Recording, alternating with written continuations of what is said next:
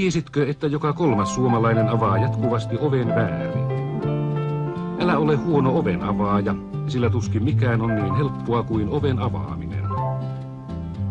Oven avaamisen nyrkkisääntö on, että ovi avataan aina samalla tavalla. On tärkeää oppia kunnolla perusoven avaus. Ovea lähestytään rauhallisesti. 3 metriä ennen avattavaa ovea askeleet on sovitettava siten, että vasen jalka osuu ovenkarmin eteen noin 5 yrittämään sitä nilkan ympäri kaatumatta. Ojennatte nyt vasemman käden kohti kahvaa painon siirtyessä eteenpäin.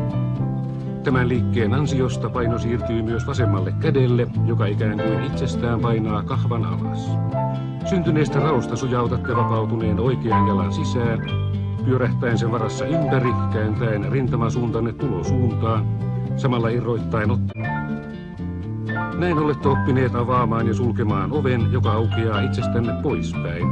Ovethan aukeavat usein myös itseenne päin. On syytä muistaa, että me opetimme tällä kerralla perusavauksen ainoastaan sellaisessa tilanteessa, jossa ovi aukeaa oikeasta reunasta työntäen. Tätä nyt opeteltua menetelmää ei pidä soveltaa muunlaisten ovien avaamiseen.